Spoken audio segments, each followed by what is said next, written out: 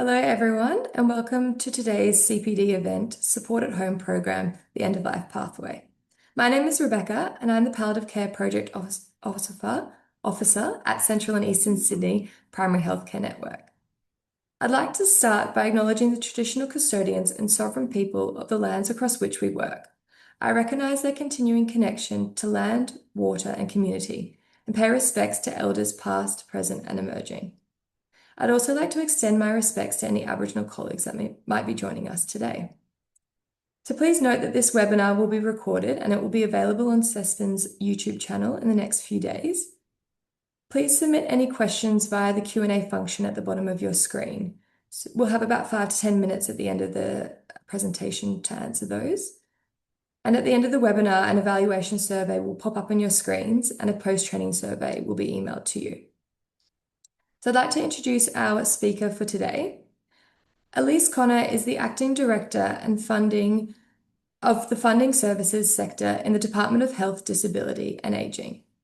The Funding Services section leads the strategic policy development for the Support at Home program, which included the development of the new Aged Care Act 2024, the Aged Care Rules 2025, Support at Home Services List, the new Restorative Care Pathway, and the new End of Life Pathway. Thank you, Elise. Thanks, Beck. Hello, everyone. Thank you for having me here along to present. As Beck said, my name's Elise, and I'm the acting director here within the Support at Home Policy and Operations branch, looking after those patches of work that Beck mentioned before. First, I'd like to acknowledge the traditional custodians of the land on which we meet today as well, and for me, here in Canberra, that is the Ngunnawal people.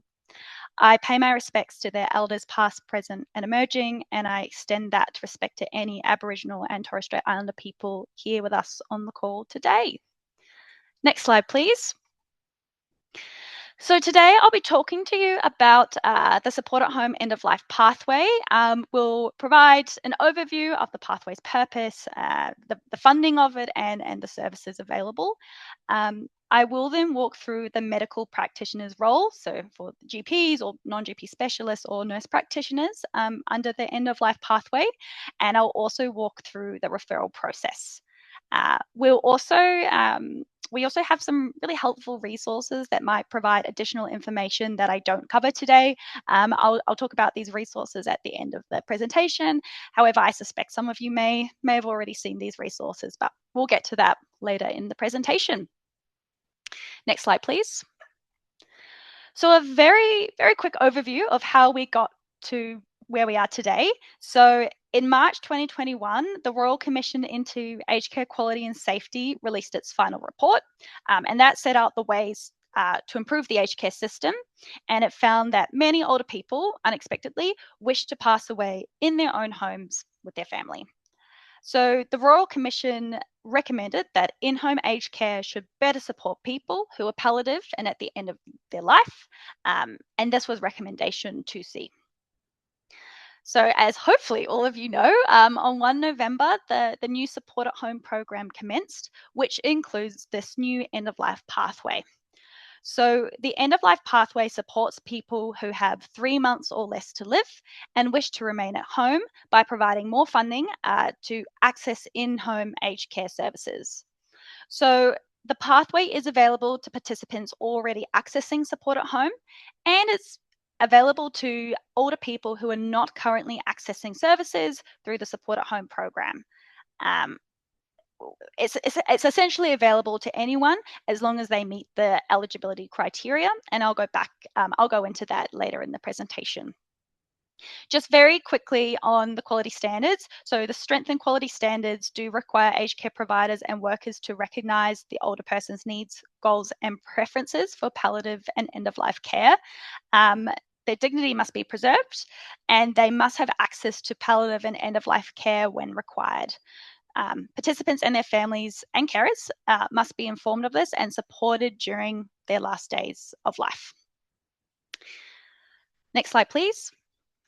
So on the end-of-life pathway, A participant has access to a budget of $25,000, approximately $25,000, sorry, and this is available over a 12-week period.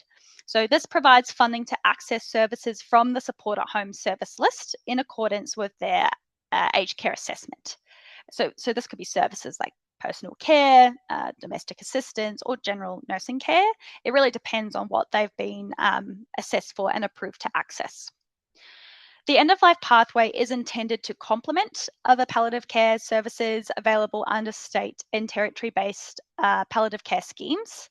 And like ongoing services under the Support at Home program and sort of the home care packages program, there will be a care partner of the provider who will help coordinate care and services for an individual who is accessing the end of life pathway. Participants receiving the end of life pathway may be approved to receive funding for assistive technology, but they're not eligible to receive funding for home modifications. The only exception to this is that if it is a home modification that was already underway from a participant who was previously accessing either the home care packages program or the Support at Home pathway on an ongoing funding. In these cases, the home modification may be completed. So it's really just to say if you're new and you enter the end of life pathway, no home modifications cannot be recommended. If the participant requires services beyond 12 weeks, we know this is a really important point for older people who may be on their end of life pathway. We know people will live beyond the 12 weeks, and that's completely understandable.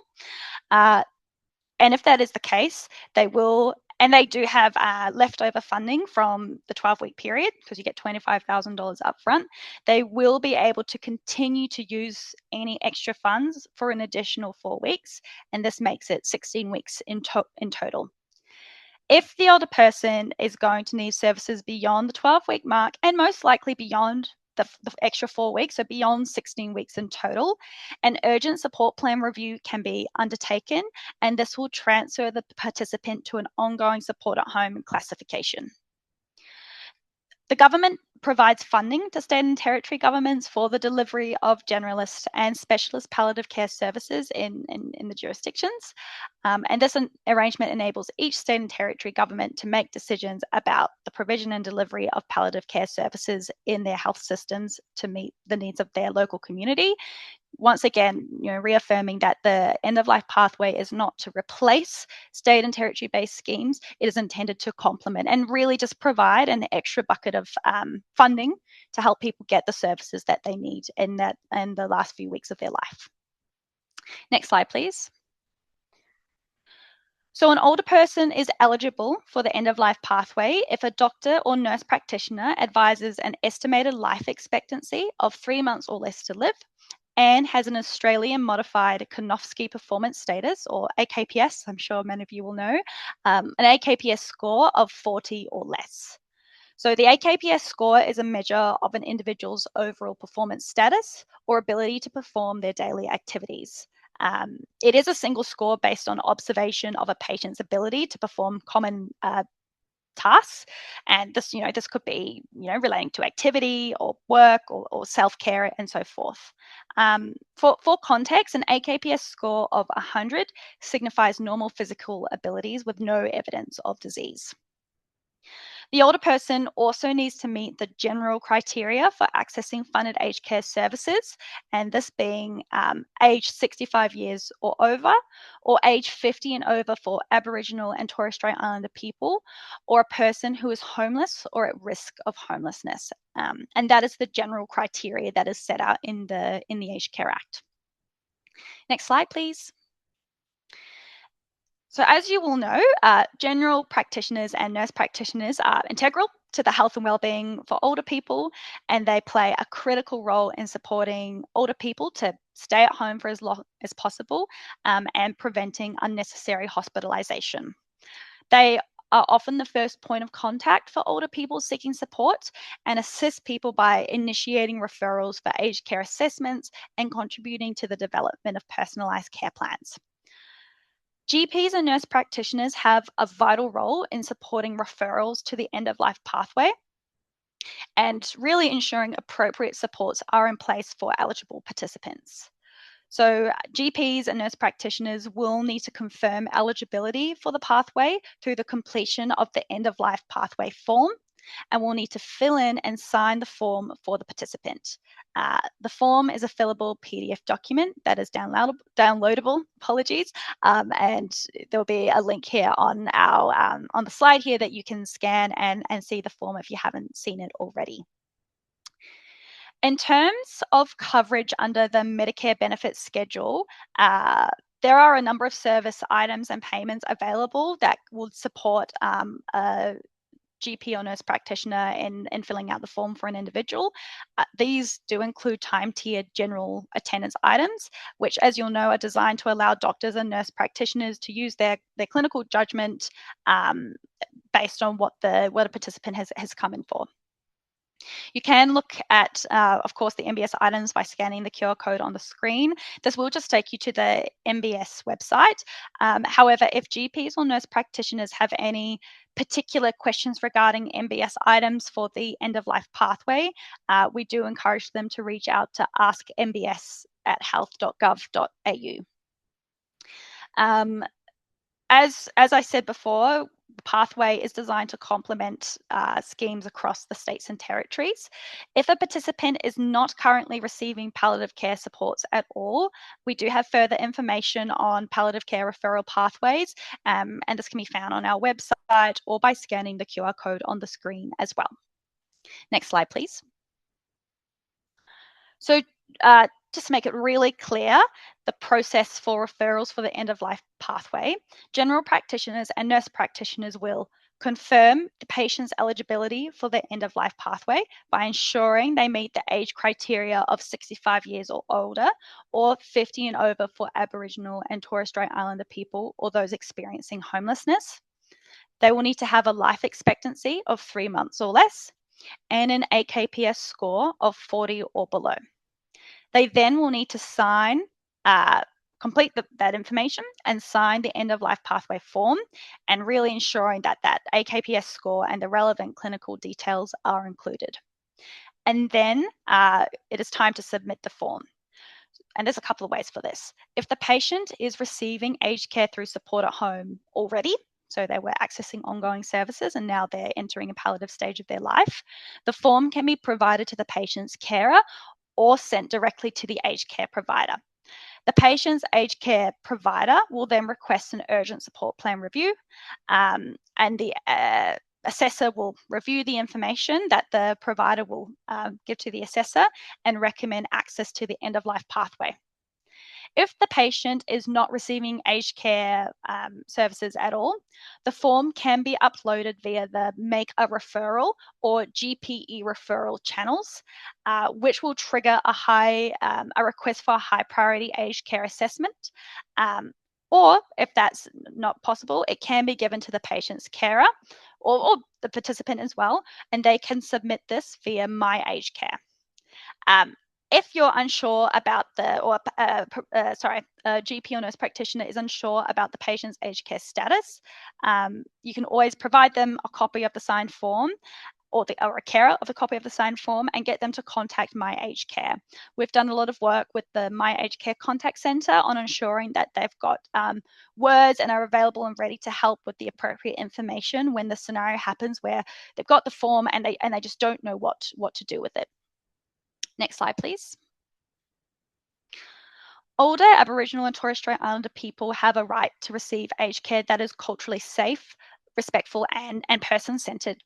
This includes care that honours the deep connections that older Aboriginal and Torres Strait Islander people have and maintain with country or island home, their family and community, and also upholds cultural integrity. So under the New Aged Care Act and the Support at Home program, providers are expected to deliver services that reflects these principles. This is not only a regulatory requirement, it is a commitment to ensuring that older Aboriginal and Torres Strait Islander people feel safe, valued, and understood in their care journey. Aboriginal and Torres Strait Islander participants are able to access Aboriginal or Torres Strait Islander health practitioner or health workers, and of course are supported to participate in cultural activities under the Support at Home service list. And this includes as well accessing those services under the end of life pathway. Overall, it is up to the participant and the provider to agree how they will utilize the participant's budget to meet their needs against services from the service list. We've had questions before about, is the end of life pathway um, is it sort of a different program to what a provider can deliver? Do they have to meet certain criteria? And it's not the case. The end of life pathway really is just an extra bucket of funding. And as long as the individual is approved to access services against the service list, they can access those services under the end of life pathway. In addition, there are specific resources that are available to support health and aged care workers to provide culturally safe palliative care for Aboriginal and Torres Strait Islander people. These resources can be accessed by the QR codes on the screen. Next slide, please. Last slide, actually, which is great. So before I finish today, I just really quickly wanted to highlight the resources available on our website regarding the Support at Home program and the end of life pathway. I suspect you've probably seen these before, so good to call out again, or if not, please scan the codes. So for any health professionals who would like more information on the program more generally, I would suggest reading our Support at Home program manual. It gives a really comprehensive overview of the program, and it does include very specific information regarding the end of life pathway. In addition, we've got our published Support at Home service list, which details the full list of services available under the program. And this helps you see exactly what supports are available to participants where they are approved. For the end of life pathway specific information, there is a fact sheet with an overview of the pathway.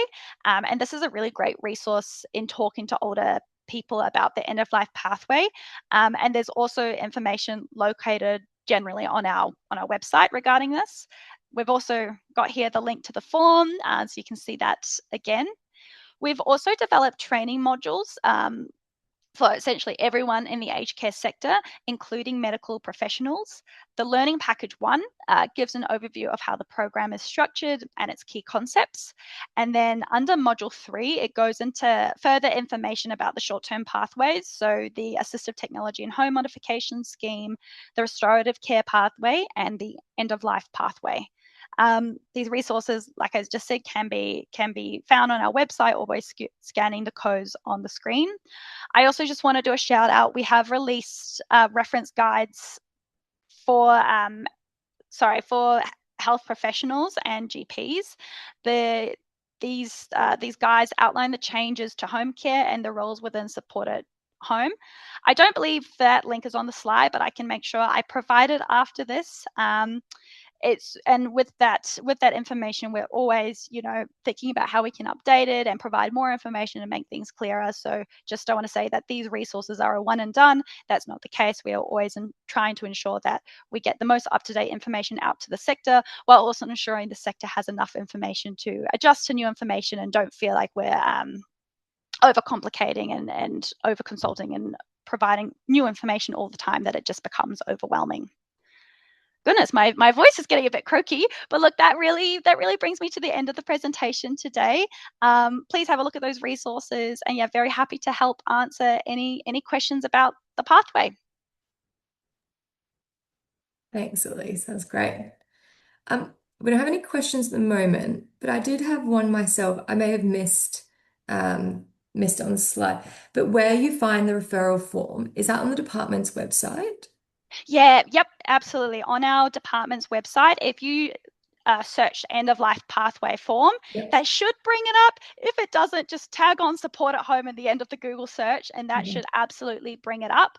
But Beck, I can also make sure after this I send you the link and you can share it around as well. Yeah. Okay, great. I might have Oh, one. Rob's put it in there. Perfect. Okay, great. And it's not anywhere, it's not on my aged care, is it? No, I believe it's just on the department's website for now. But Rob, let me know if that isn't the case. Yeah. That's all right. I can have a look as well. Someone's said it's not really a question, just more of a comment. It seems like more unpaid GP work, but I think So it will be, in order to be, in terms of the GP filling out that form, it can be reimbursed through MBS. Like I said, it's up to GPs and so forth to go in and look at those items and claim for them appropriately when a participant does come to get that form signed by them. thanks, please. And then it's only nurse practitioners. It's not practice nurses that can make the referral. Correct. That Yeah. that is correct. It is nurse practitioners and GPs, not practice nurses. That is correct. Okay. That is all the questions we've got at the moment. So I'd just like to say a special thank you to you. Oh, wait, we may have one. Oh, no. A special thank you to you, Elise, for coming along and presenting today, and everyone for attending. If you could please complete the online survey that will pop up in your web browser, and that post-training survey will also be emailed out to you. But thank you all for coming, and we'll see you again soon. Thanks, Beck. Yeah.